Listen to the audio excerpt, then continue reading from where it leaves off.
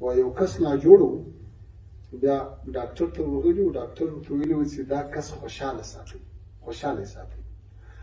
نو کورنۍ یې دی خوشحاله ساتو، ورته یې تخناوه تخناوه یې تر ماښامه په خندا مړ و، که نه؟ اوس یې د غني حکومت یې په ډیموکراسۍ ورته مړ کړو،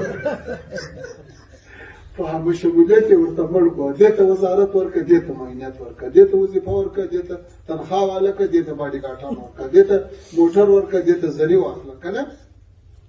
له دې نه سیمټ راتاو کړه، له دې نه سیمې خاردار راتاو کړه، ټول اقتصاد په همدې کې ولاړ. نور افغانستان د دې شي توان او طاقت نه لري. الله تعالی دې موږ تاسو ته توفیق راکړي.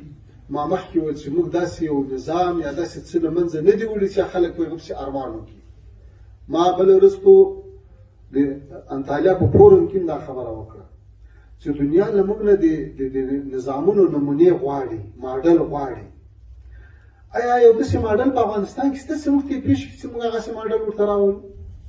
د نور محمد تاریخ کې د کمونستانو کودتا غواړي، که د حافظ الله امین قتل و قتالو غواړي، او که د ببرک کارمل اشغال ته زمینه سازي غواړي، او که د نجیب د علماو د صلحاو د وژلو تاریخ رازمندۍ کول غواړي، او که له هغه وروسته بیا د حضرت صاحب شوقت الله مجددي د 2 میاشتو حکومت، بیا د استاد رباني د 5 میاشتو حکومت، بیا په هغه کې حل عقد شوراګانې وي، بیا نه سره جوړېدل.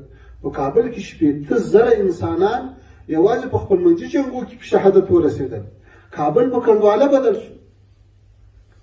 بیا له هغه وروسته په بون کې یو څو کسان سره کېناستل، دا اوس همشمول حکومت. بیا له هغه وروسته د ډاکټر صاحب اشرف غني او ډاکټر صاحب عبدالله حکومت په یوه ورځ باندې به 2 رئیس جمهورانو د ریاست جمهوري قسم کاوه. یو کال کې به نتیجه نه معلومېدله، جنګ کېرې په جوړېدو